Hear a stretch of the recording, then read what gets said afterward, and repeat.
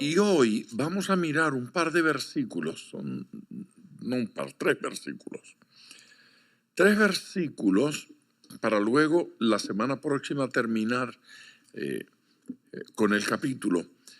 Pero estos tres versículos los quise tomar aparte porque hacen unas declaraciones, o hay en esos versos unas declaraciones que uno tiene que preguntarse hasta dónde llegan, cuál es el alcance de ellas, ¿sí?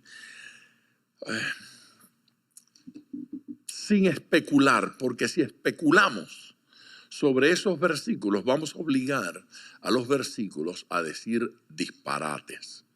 Vamos a obligar a esos versículos a decir cosas que no están en la intención del autor y no están en la intención del Señor.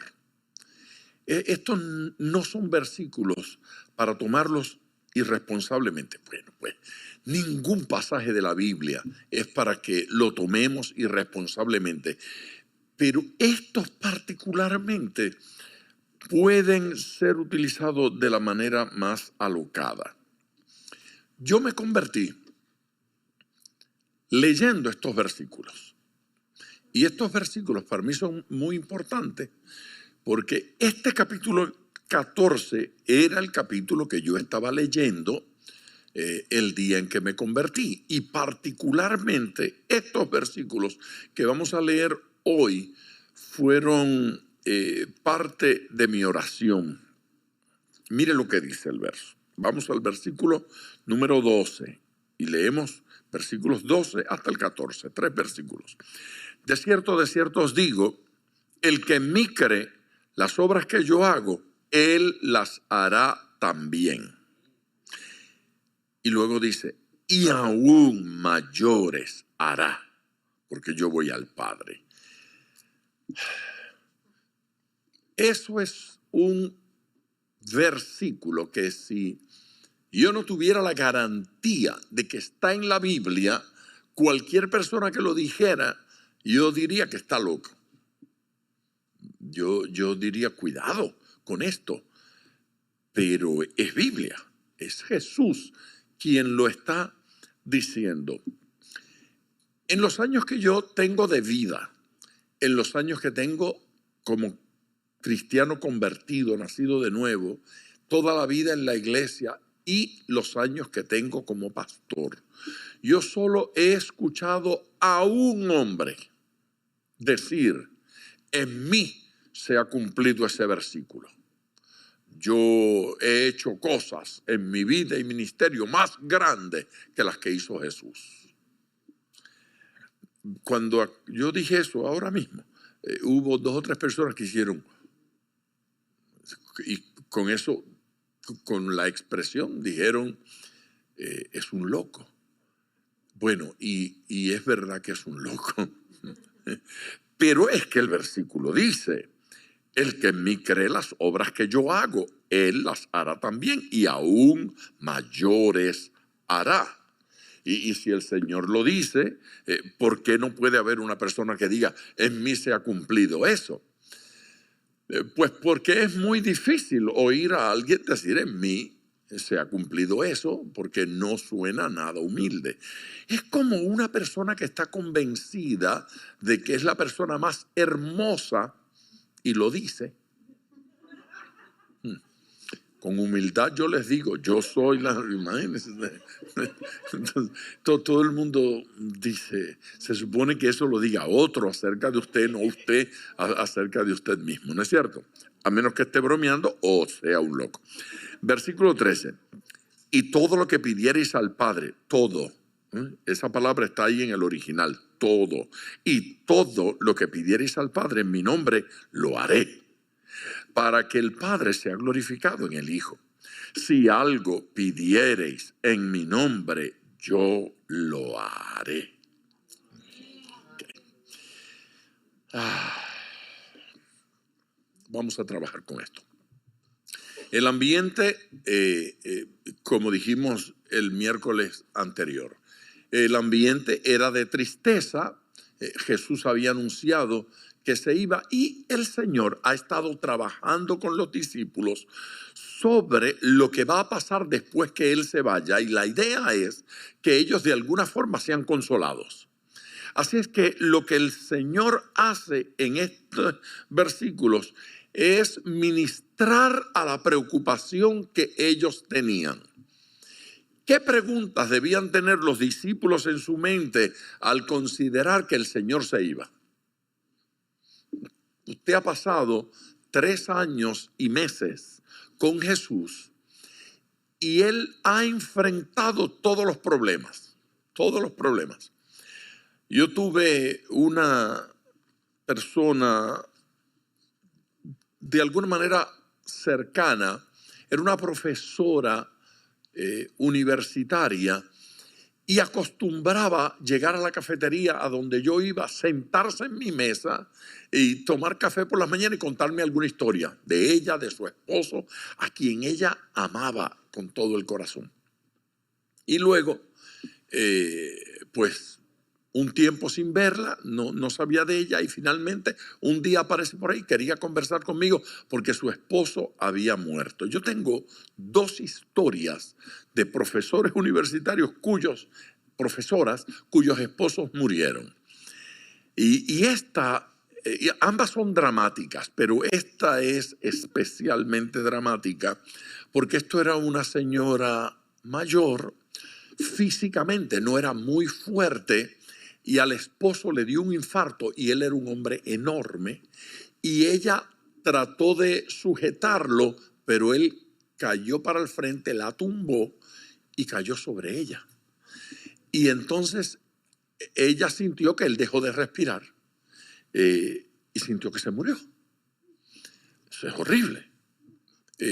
Y estaba ahí toda traumada, porque sentía que si lo soltaba era mala esposa para ir a llamar por teléfono. Y ahí estaba con el cuerpo de ese hombrote encima, llorando, me cuenta ella, que orando y procurando patear una mesa para que el teléfono cayera para ver si podía llamar al hijo.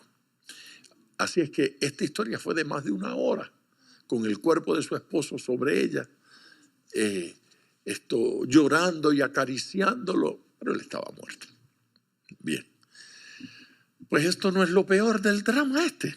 Lo peor del drama este es que él era un hombre que lo hacía todo. Todo. Ella nunca tuvo que hacer un pago.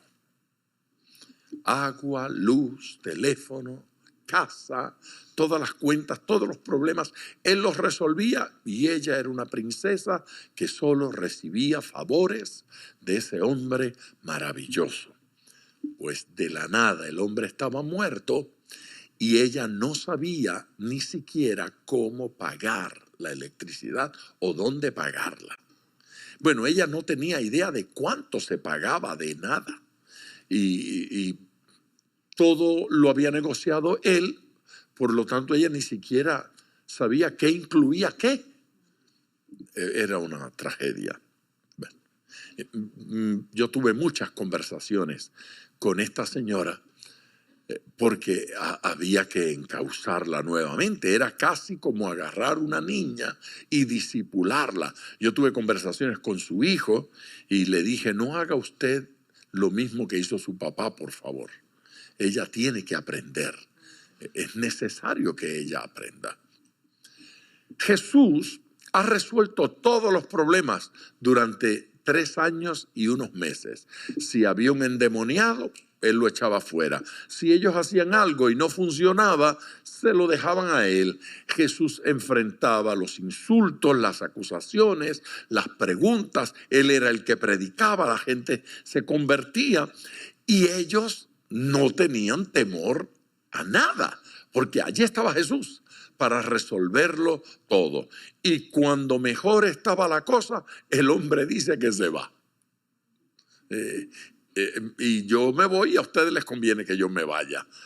Voy a morir peor.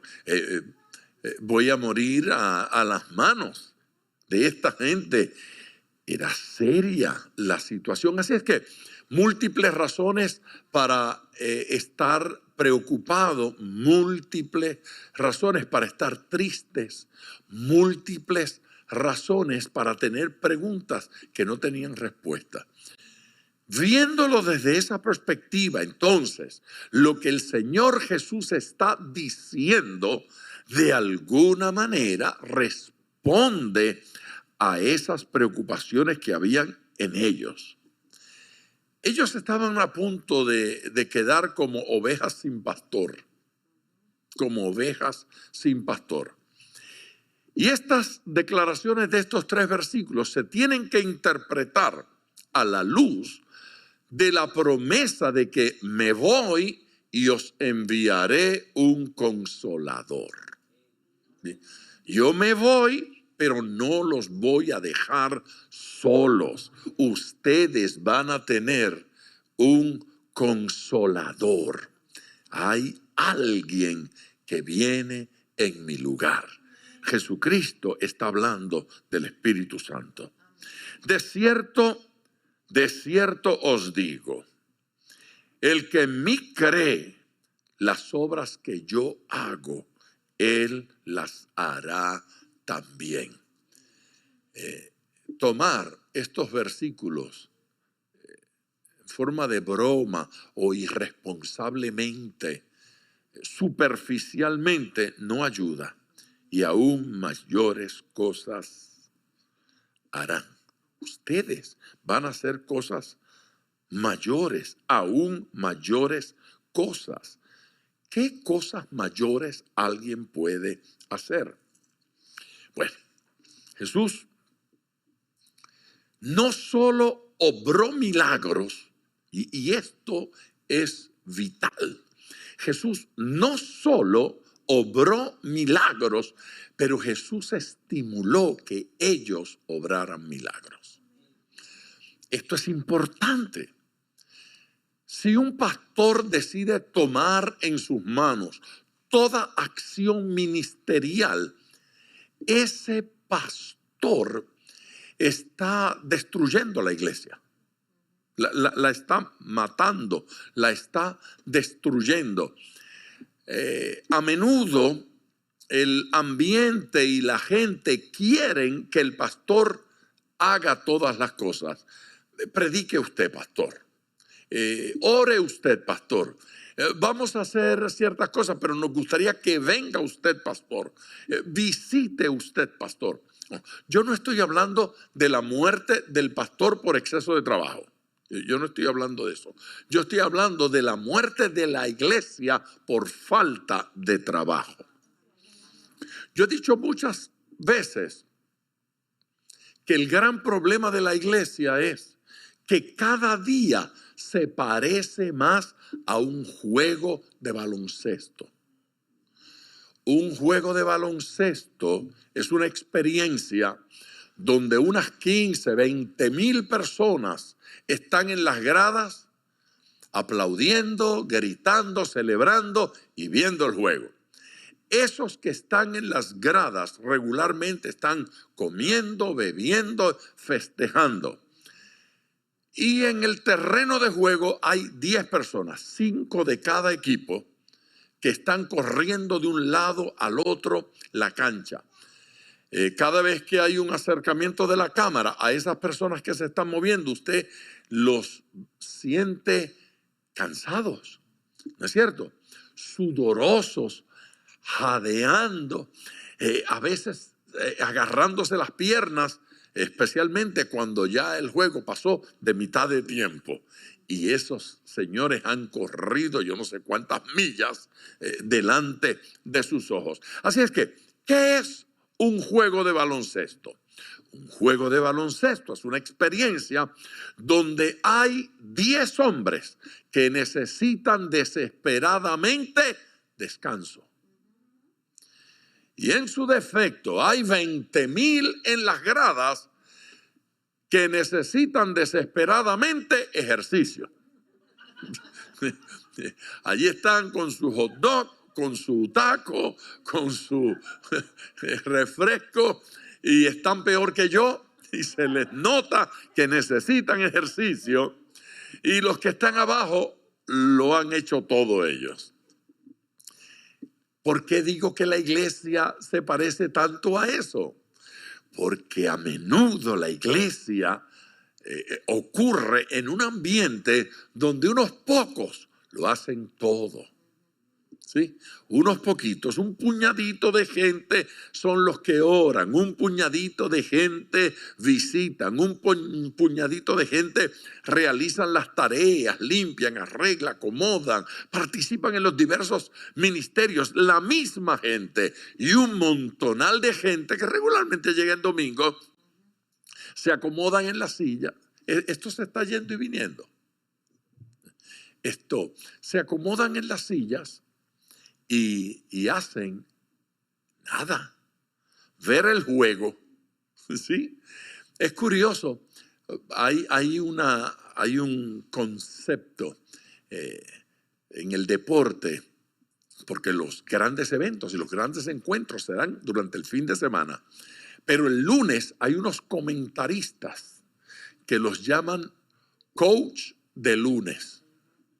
Porque esos son los que el lunes hablan de lo que debió haber hecho el coach.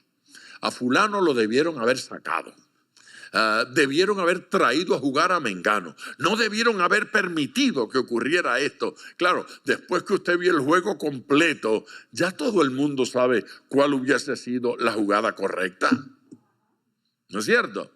Entonces, estos inteligentes el día lunes están explicando lo mal que hizo aquel coach, lo mal que dirigió el equipo, ese dirigente.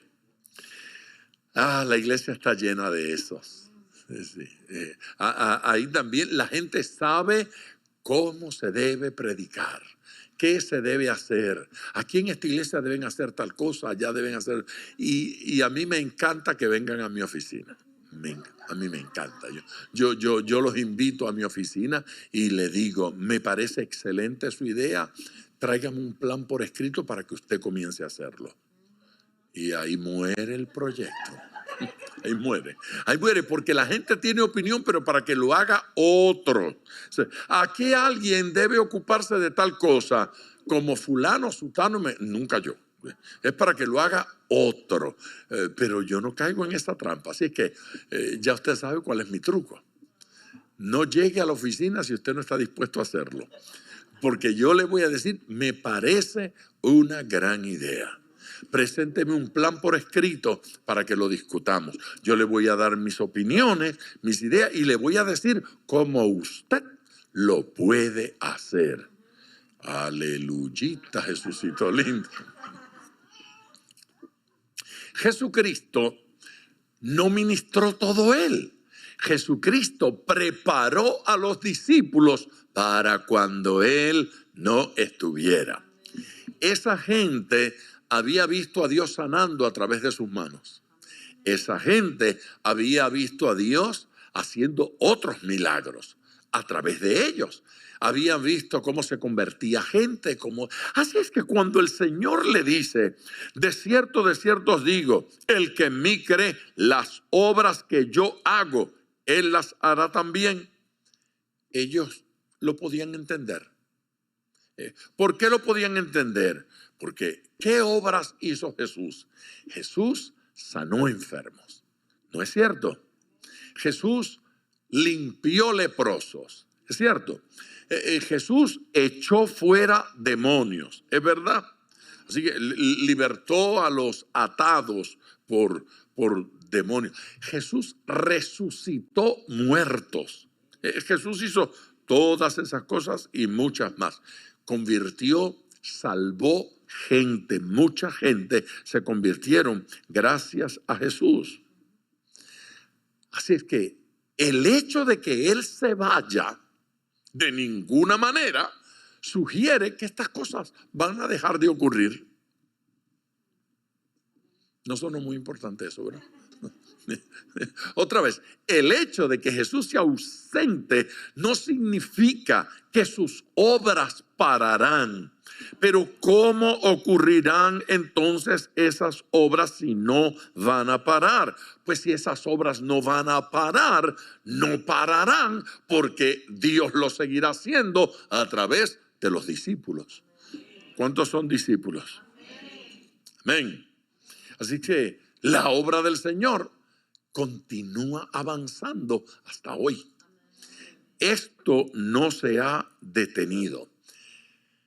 Pero el versículo todavía es más osado, es más atrevido. Dice que mayores, no es simple que las va a hacer, sino que aún mayores harán. Ustedes van a hacer las mismas obras que yo hice en 3 años y medio y aún mayores harán. Aleluya. En la tierra harían cosas mayores que las que Jesús había hecho. ¿En qué sentido debemos esperar que Dios haga cosas mayores con nosotros hoy? ¿En qué sentido? Pues tal vez habría que mirar algunos pasajes de las Escrituras para considerar eso. Ejemplo, en el capítulo 5 del libro de los Hechos, dice algunas cosas allí que me parece que pudiesen ser clasificadas en ese cosas mayores o aún mayores. Mire lo que dice el versículo número 14. Y los que creían en el Señor aumentaban más.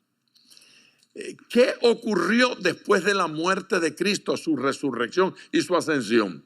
Que los discípulos aumentaron más. Fíjese que según el capítulo 15 de Corintios, en el mejor de los momentos, hubo unos 500 discípulos que atestiguan que Jesús había resucitado. Unos 500 discípulos. Aquellas multitudes de curiosos que querían ver milagros, esos ya no estaban. Pero comprometidos discípulos, habían más de 500. Pedro se gana 3,000 con su primer sermón. Un sermón. Y más de 3,000 se unen a la iglesia y otros tantos con su segundo, y eso continuó. La iglesia de inmediato fue más grande. La cantidad de discípulos fue mayor una vez los discípulos comenzaron a ministrar. ¿A usted no le parece que eso es extraordinario? Eso es mayor, gran número así de hombres como de mujeres, tanto que sacaban los enfermos a las calles y los ponían en camas y lechos para que al pasar Pedro, a lo menos, cuando menos, su sombra cayese sobre alguno de ellos. Es decir, esta gente estaba en la expectativa de milagros solo porque Pedro iba pasando. No idolatraban a Pedro. No lo adoraban. Veían el poder y la gracia de Dios en él. ¿Sí? Y entonces sacaban los enfermos para ver si cuando menos, ¿de qué lado está el sol? De allá, pónganlos al lado de acá. Para que cuando él vaya pasando, cuando menos. Yo conocí a un hombre en Boston que nunca aludía a ese versículo y nunca lo mencionaba, pero sus discípulos sabían que él pedía un foco, un reflector de un lado. Nadie lo sabía, pero su secretaria personal, Doris Moll se llama, era cualquier cosa menos Moll. Era enorme, 6 pies 2 pulgadas, gigantesca. Doris Moll, pero se llamaba Small. Ella es la que me hizo ver. Él tenía otra secretaria cuyo Marcia, una cosa así. Y otro hermano que se llamaba Eduardo, que conocían esa historia. Y ella, Doris, me dijo, esté pendiente cuando llegan los enfermos, porque él, para alguno de ellos, se va a colocar en la posición de que la sombra lo toque. Y no lo decía, no lo hablaba, no era un espectáculo público, pero ahí estaba reflejada la sombra. Y en algún momento él caminaba y cuando esa sombra tocaba gente se sanaban. Y ellos estaban atentos a eso y me compartieron.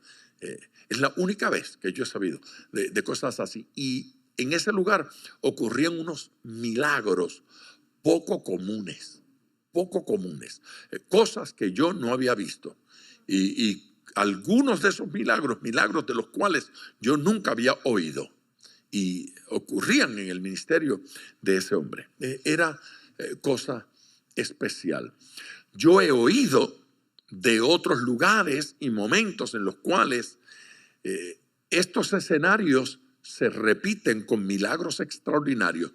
Pero ¿por qué yo leo el pasaje? Porque en el ministerio de Jesús ese milagro tampoco ocurrió.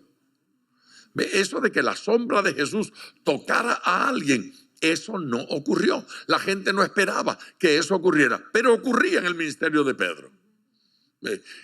Algunas cosas de esa naturaleza ocurrieron en diversos ministerios. Versículo 16, y aún de las ciudades vecinas, muchos venían a Jerusalén trayendo enfermos, ¿sí? Y atormentados de espíritus inmundos, y todos eran sanados. Eso es una cosa extraña también. Todos eran sanados. Eso no es algo común a través de la historia en ningún sitio. Pero Dios provoca ese tipo de cosas en determinados momentos por especiales propósitos y razones. ¿Qué más vieron los discípulos que Jesús no había visto? Aún mayores cosas. Bueno, considere esto. Jesús ministró por 3 años y meses. Los discípulos ministraron por décadas. Sí, décadas. Otro detalle. Jesús básicamente no salió de Israel. Alguna cosita, que si los samaritanos, que si aquí, que si allá. Pero nada más, Jesús no viajó internacionalmente. De hecho, la única salida oficial de Jesús de Israel fue de niño, cuando lo llevaron a Egipto, ¿no es cierto? Y regresó a eso de los 12 años. Nada más. Todo el ministerio de Jesús se da en Israel, que es un país pequeño. No salió de allí. Los discípulos sí. Cosas mayores haréis. Fueron y predicaron en países más grandes y tuvieron multitudes mayores. La cantidad de milagros se multiplicó. En ese sentido, nosotros podemos decir que en los discípulos se cumplió esa profecía. Eso no los convierte a ellos en gente más grande que Jesús. No los convierte. No son ellos más grandes que Jesús, pero se cumple esta palabra en ellos. Jesús limitó su ministerio a Israel.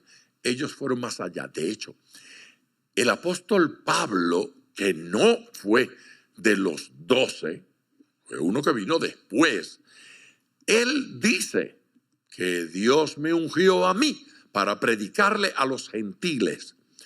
El apóstol Pedro testifica en Jerusalén, el Señor me usó a mí para abrir puertas a los gentiles y que se derramara el Espíritu Santo sobre ellos, como en nosotros al principio. Jesús no vivió eso. Jesús no vivió que se abriesen puertas para los gentiles. Más bien Jesús se negó a estimular esa clase de ministerio en su experiencia personal, aunque le ministró a uno que otro gentil, a uno que otro extranjero, no judío. Pero los discípulos sí. Lo de Jesús fue Israel, pero aquello de hasta lo último de la tierra. Pablo dijo que era para él. Pedro y los apóstoles también lo vivieron. Y la iglesia, a través de la historia, ha estado experimentando eso una y otra vez. Amén. Mire cómo dice Pablo, Hechos 13:47. Porque así nos ha mandado el Señor diciendo: te he puesto para luz de los gentiles, a fin de que seas para salvación hasta lo último de la tierra. Que seas para salvación. ¿Usted ha considerado esa expresión en relación a usted?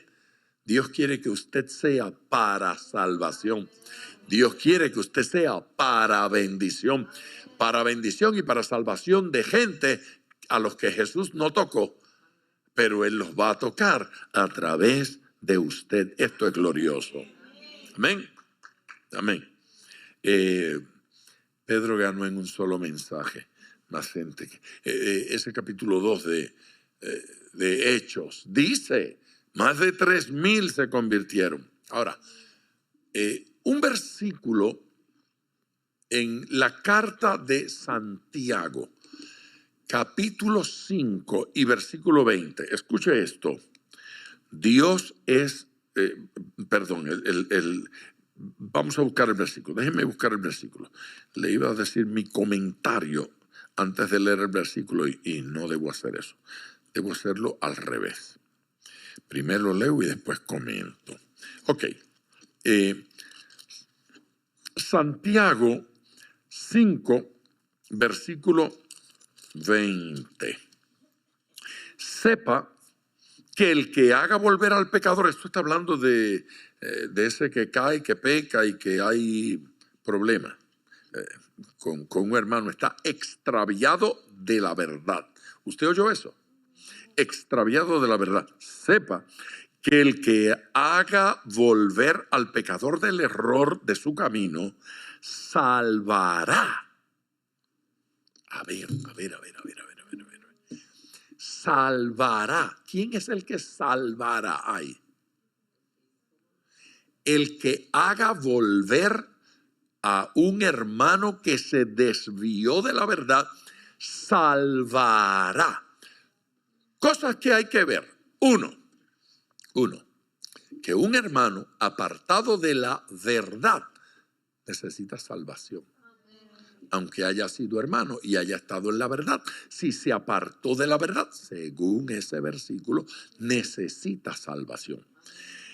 Y el que vaya a ser usado por Dios va a salvar. ¿Quién salvó?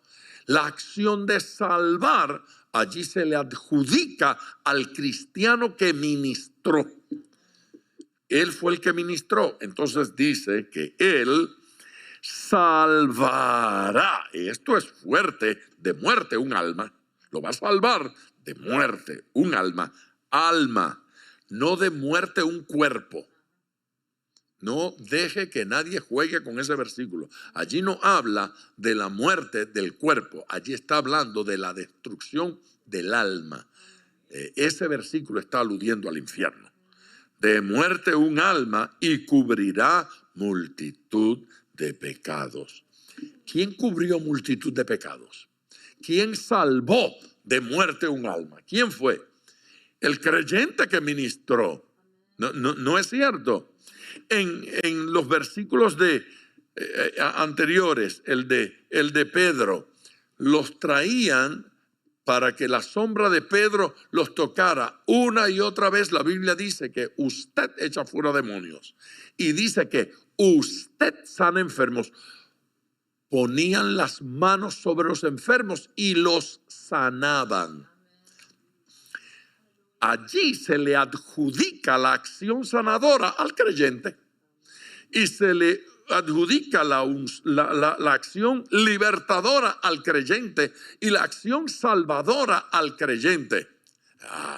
Yo no tengo que decirles a ustedes que el que salva es Dios, que el que perdona es Dios, que el que libera es Dios, que el que hace milagros es Dios. Pero cuando un creyente participa con Dios en la acción, Dios lo honra. Usted debe gozarse con esto. Dios lo honra. Aleluya. Amén. Dios va a honrar a ese creyente y lo va a hacer Dios a través de él. Y va a decir que usted sanó al enfermo. Aunque usted dice, no fui yo, fue el Señor. Pues fíjese, Dios se va a encargar de darle honra a usted. A usted le corresponde darle gloria a Dios. Amén. Aunque la mano que Dios use sea la suya, no se tome la gloria, que la gloria es de Dios, la gloria es del Señor, pero sepa que Dios está dispuesto a honrarle a usted, diciendo como dijo aquí, que usted salvará a esa persona. Así es que mucho cuidado cuando hacemos acusaciones diciendo, el que lo hizo fue Dios, no fue el hermano fulano. Bueno, si usted se quiere enfermar en esa discusión, puede hacerlo. Pero aquí, en la Biblia, dice que ellos sanaban. Y dice que ellos liberaban. Y dice que ellos ministraban. Y dice que ellos bendecían. Sabemos que es Dios, pero lo hace a través de usted. El Señor lo va a hacer a través de usted. Dele gloria a Dios. Dele gloria al Señor. Así es que tras la ascensión de Jesús, le va a ser enviado el Espíritu Santo para que esté en usted, opere, obre y haga maravillas a través de usted. Nosotros debemos esperar eso en nuestras vidas. Por favor, alabe a Dios. Los próximos 2 versículos, 13 y 14. Y todo lo que pidiereis al Padre, todo, aleluya, en mi nombre lo haré. Porque para que el Padre sea glorificado. A ver, nuestro versículo anterior se acabó declarando que estas cosas ocurren dice, porque yo voy al Padre. Esto ocurre porque yo voy al Padre. Está diciendo, si yo no fuera al Padre, esto no iba a ocurrir a través de ustedes. Pero porque yo voy al Padre, ocurre esto a través de ustedes. Obviamente, la única explicación que tiene que esto ocurre porque Él está allá es porque ocurrió lo de que Él envió el Espíritu Santo para estar acá. Y si yo no me voy, dice Él, no puedo enviar el Espíritu Santo. Así que a ustedes les conviene que yo me vaya para que venga el Espíritu Santo y esté en ustedes y pueda hacer a través de ustedes todo esto. De otra manera, no va a ocurrir. Tener una teología floja con respecto a la llenura del Espíritu Santo es desvirtuar totalmente lo que Dios quiere hacer a través de la iglesia. Nuestra doctrina y nuestra enseñanza en la experiencia de una relación personal con el Espíritu Santo tiene que ser firme, clara, intensa, porque no hay creyente que pueda ver estas cosas sino por la acción del Espíritu Santo de Dios. Y todo lo que pidierais al Padre en mi nombre, lo haré. ¿Quién lo hará? Él lo hará. Y lo hará por el Espíritu Santo en nosotros. Para que el Padre sea glorificado. Qué linda expresión. Para que el Padre sea glorificado. Si algo pidiereis en mi nombre, yo lo haré. Okay. ¿Sabe que los manuscritos más antiguos tienen allí una partícula que no aparece en los manuscritos posteriores y por eso no aparece en la Reina Valera, pero algunas, no todas, algunas de las versiones modernas lo incluyen? Y es la palabra me. En el original, los más antiguos, dice, si algo me pidiereis. ¿Qué tal? si algo me pidiereis en mi nombre. O sea, me piden a mí y me lo piden en mi nombre. Y entonces él dice, y yo lo haré. Toda la acción en Cristo. A Cristo le pide, en el nombre de Cristo pide y Cristo lo hace. O sea, el que tiene a Cristo lo tiene todo. No le falta nada. No peleemos con la Trinidad. La Trinidad está aquí en todos los versículos. Pedimos al Padre en el nombre de Jesús y el Espíritu Santo ejecuta el milagro. La Trinidad, la experiencia de la oración es una experiencia trinitaria. Y con cualquier persona de la Trinidad con la cual usted se relaciona, se está relacionando con la deidad en pleno. Usted no puede relacionarse con el Padre y menospreciar al Hijo. Usted no puede relacionarse con el Espíritu Santo y menospreciar al Padre. Usted no puede decir que tengo a Dios, pero no, lo del Espíritu Santo a mí no me lo trae, que eso a mí no me gusta. No funciona así. Si tiene al Padre, tiene al Hijo. Y el que tiene al Padre y al Hijo, tiene al Espíritu Santo de Dios. Nosotros no podemos rechazar a una persona de la deidad. De la Trinidad. Esto es una locura. El recurso para lograr esto de lo que estamos hablando es la oración. Como solo la hermana Claudia dijo amén, yo lo voy a repetir. Este pasaje está hablando de orar. No está hablando de otra cosa. Si algo pidiereis. Pero cuando yo pregunto de qué está hablando este pasaje, la gente dice, de hacer milagros. No, este pasaje está hablando de orar. Cuando uno se entusiasma con eso de hacer milagros, cuando uno se entusiasma con eso de que gente se convierta, cuando uno se entusiasma con eso de que gente sea liberada de demonios, estamos hablando de orar. ¿Por qué? Porque el poder no es algo que Dios lo agarra así, se lo desconecta. Entonces, poder fuera de mí y se lo doy a alguien. Toma, ahora tienes el poder. Nadie se va con el poder y se desconecta de Cristo, porque el que tal cosa hace pierde lo más importante. ¿De qué le sirvió a aquella gente que echaron fuera demonios? Pero cuando llegaron a la presencia de Dios, Él dijo, yo no los conozco, nunca os conocí. Y dijo que lo que hacían era malo, hacedores de maldad. Usted se dio cuenta que allí está diciendo que es malo hacer milagros sin Dios, sin el Espíritu Santo. Es malo, hacedores de maldad. Hay gente desconectadas de Dios, pero ellos dicen que tienen poderes para hacer cosas buenas. Yo no sé cuántos poderes tienen, pero la Biblia lo llama maldad. Milagro que no glorifica a Dios es maldad. Milagro que no honra a Cristo es maldad a Dios. Hay que honrarlo con todo lo que ocurre en nuestras vidas. No podemos robarle la gloria a Dios. Amén. Así es que los discípulos, ahora que Jesús se va, ahora que sale, Jesús le está resolviendo, le dice, mire, yo estoy al alcance de una oración. Ustedes pueden pedir y yo haré. A ver, mira, Señor, el problema que tenemos es que estamos preocupados porque mientras tú estás aquí, cuando tenemos un problema, vamos a ti y tú lo resuelves.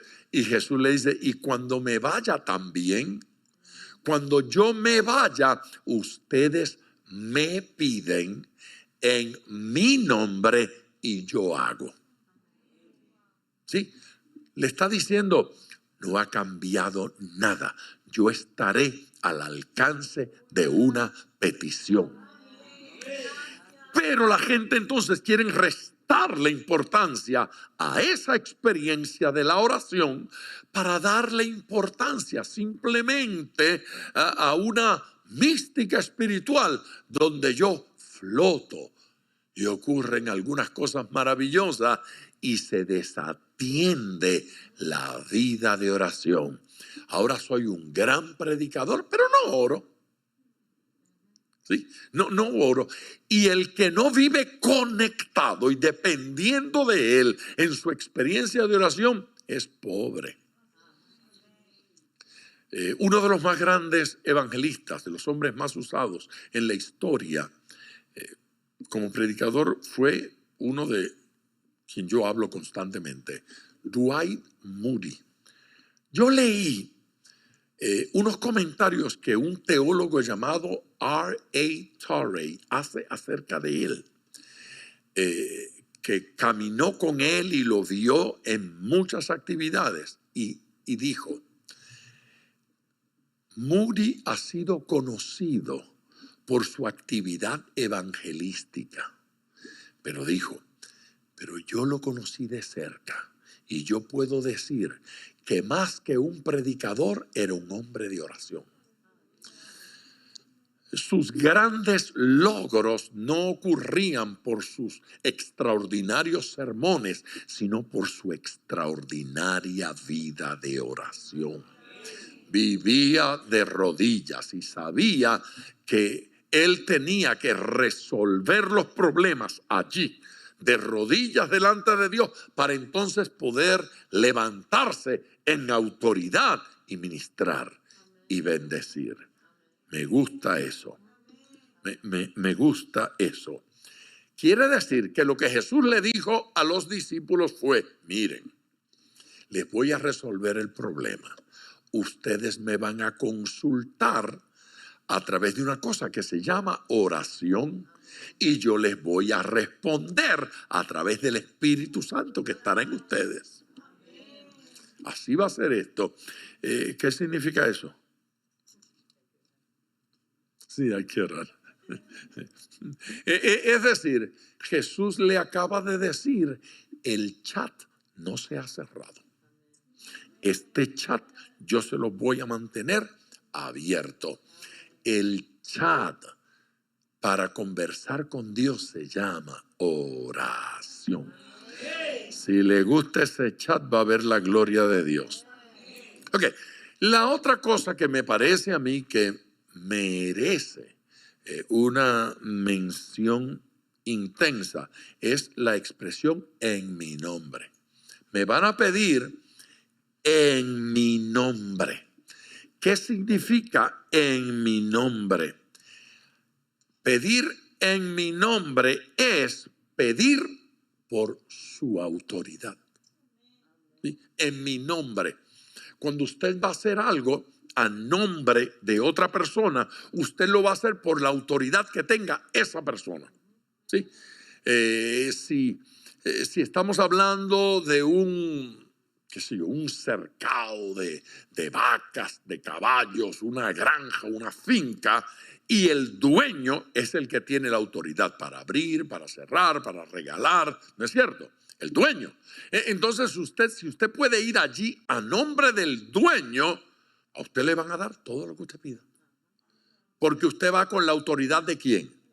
Del dueño. Entonces eso de pedir en su nombre es pedir con su autoridad. En su nombre es pedir en su obra. Es conforme a la obra de Dios. ¿Por qué? Pues porque usted no puede pedir a nombre de un hombre una cosa que no está en lo que ese hombre hace y practica. Ese hombre es dueño de ese edificio y en ese edificio hay un banco. Él no es el dueño del banco, él es el dueño de él. Así que él tiene autoridad para abrir puertas. ¿Sí? Él puede darle a usted una habitación. Él puede darle a usted un ala del edificio, pero él no le puede dar a usted dinero del banco. Así que usted no puede llegar al banco y decir, yo vengo a nombre del dueño de este edificio para que me den $1.000.000. Le va a decir, no, él es dueño del edificio. Él le puede regalar a usted el edificio, pero no le puede regalar el dinero del banco, porque este banco es mío, no de él. ¿sí? Este banco tiene otro dueño. Así es que pedir en su nombre es pedir conforme a su obra, conforme a su conducta, conforme a su propósito. Es pedir conforme a sus méritos. ¿Cuáles son los méritos de Cristo? Lo que Cristo pagó en la cruz del Calvario, amén. Lo que Cristo sufrió en la cruz del Calvario, conforme a su sufrimiento. Fíjese lo que dice Isaías cuando profetiza de eso. Dice, por su llaga, la llaga de Cristo, por su llaga fuisteis curados. Por su llaga fuisteis curados. ¿Se dio cuenta que el verbo está en pasado? Por la llaga de Cristo, su enfermedad está curada. Usted puede ir a pedir un milagro y decir, por los méritos de Cristo, por lo que Cristo ganó en la cruz del Calvario, yo pido un milagro de sanidad. Sí, pero esto no es palabrería. Tengo que ir en la guianza, en la dirección, bajo la gracia y unción del Espíritu Santo de Dios. Usted debe alabar a Cristo. A mí me impresionan estos versículos y ya usted se dio cuenta. No solo que será hecho, sino que Jesús mismo lo hará. Esto es importante. Ok, nuestro versículo dice claramente, para que el Padre, me refiero al 13, para que el Padre sea glorificado. Pero no simplemente glorificado, dice, para que el Padre sea glorificado en el Hijo. Diga, en el Hijo. Para que el Padre sea glorificado en el Hijo. ¿Usted recuerda la oración del Padre Nuestro? El Padre Nuestro primero lo invoca, ¿verdad? Padre Nuestro que está en los cielos. El primer elemento de petición en el Padre Nuestro es... No. Padre Nuestro que está en los cielos. Primer elemento es ahí. Santificado sea tu nombre. No es una petición para mí. La petición es que Él sea glorificado, que Él sea santificado. ¿Sí? La oración del Padre Nuestro, su primera petición no es dame, no es regálame, no es concédeme. Su primera petición es que tu nombre sea santificado, que tú seas glorificado. Sí, aquí estamos para que tú seas glorificado. Jesucristo, que fue el que nos enseñó la oración del Padre Nuestro, está aquí, sigue enseñándonos a orar. Dice que pidamos en su nombre, que Él lo va a hacer. Y dice, o sea, ¿cuál es el propósito de la oración? Dice cuál es el propósito de la oración. Para que mis necesidades sean suplidas. No, eso no dice allí. Para que mis gustos sean cumplidos. Eso no dice allí. Para que mis problemas sean resueltos. Eso no dice allí. Todo eso puede estar involucrado solamente cuando la intención de esa petición es para que el Padre sea glorificado en el Hijo. No en mí, en el Hijo. No en el que pide, sino en el Hijo. ¿Ve? Eso es para que el que pide no se sienta muy importante de que le está dando gloria a Dios. No, es glorificado en el Hijo. El que va a traer gloria al Padre es Cristo. Si me salgo de allí no puedo glorificar a Dios. No hay manera de que mi vida traiga gloria a Dios si no es en Cristo. Solo en Cristo puedo traerle gloria a Dios. Así que otra vez, para que el Padre sea glorificado en el Hijo. Esa oración siempre es contestada. Lo voy a decir otra vez. La del Padre Nuestro. Santificado sea tu nombre. Esa petición siempre es contestada. Jesús siempre glorifica al Padre. No hay manera de que usted le pida a Jesús que glorifique al Padre y que Él diga, ay, ahora no. No hay manera. Entonces, ¿qué tengo que hacer? ¿Qué es una oración madura? Abra los ojos, abra los oídos, abra el corazón, porque una oración madura, no importa por lo que sea, dinero, los hijos, matrimonio, enfermedad, no importa lo que sea, una oración madura es una oración que tiene como objetivo, propósito principal, que el Padre sea glorificado en el Hijo. Si lo que estoy procurando es gloria para mí, reconocimiento personal, si lo que estoy pidiendo es para provecho personal, no estoy moviendo al Hijo, porque el Hijo glorifica al Padre y el Hijo quiere cosas para glorificar al Padre. ¿Recuerda usted aquel caso de el ciego de nacimiento? La pregunta de los discípulos fue, ¿quién pecó? ¿Este o sus padres? Y Jesús respondió, ni este ni sus padres, sino que es ¿para qué? Para que Dios sea glorificado. Es para que Dios sea glorificado. A ver, Señor, entonces esto significa que todo problema en mi vida es un recurso para que yo glorifique a Dios. Exacto. Yo no lo hubiese podido explicar mejor que lo que ustedes lo han pensado. Todo problema en mi vida, toda crisis, toda necesidad, toda situación tiene un solo propósito: que Dios sea glorificado. Usted quiere descubrir una avenida para que haya respuestas rápidas a sus peticiones. Asegúrese de pedir cosas que glorifican a Dios. No tenga propósitos ocultos, no tenga deseos ocultos. Pregúntese, ¿cuál es la mejor manera de darle gloria a Dios en esta circunstancia? Y la mejor manera de darle gloria a Dios, eso es lo que voy a pedir.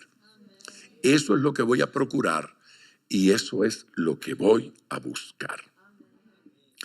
Un versículo más y yo termino. Al orar, siempre haga esta pregunta. La respuesta a mi oración, ¿glorifica a Dios? Siempre pregunte, la respuesta a mi petición, ¿glorifica a Dios? ¿Esto trae gloria a Dios? Pregunte eso siempre. El versículo que les dije que le iba a leer para terminar. Primera carta a los Corintios, capítulo 10, versículo 31. Si pues coméis o bebéis o hacéis otra cosa, hacedlo todo para la gloria de Dios. Hacedlo todo. O sea, si come, si bebe o si hace otra cosa, hacedlo todo para la gloria de Dios. Quien busca gloria para Dios, cosechará donde Él ha sembrado. Voy a repetir. Quien busca gloria para Dios, cosechará donde Cristo ha sembrado. Porque Cristo está haciendo cosas para glorificar al Padre. Jesús decía siempre que Él entraba en los trabajos de su Padre, en lo que su Padre, en eso Él quería. Y nosotros queremos nadar contra la corriente, buscando proyectos nuestros, pero si Dios va por aquí, métase allí. ¿Sí? Quien quiere llegar al mar tiene que seguir el río, porque créame que el río va para allá. ¿sí? El río siempre va para el mar. Así que siga el río y usted va a llegar al mar. Vaya en otra dirección y solo Dios sabe a dónde va a llegar. y Dios tiene una corriente. Jesús está sembrando allí. Jesús está trabajando allí. Y nosotros vamos a cosechar donde no sembramos. Donde sembró Él. Pero eso solo ocurre cuando estoy buscando darle gloria a Dios. Por lo tanto, quien busca gloria para Dios cosechará donde Él, Jesucristo, donde Jesucristo ha sembrado.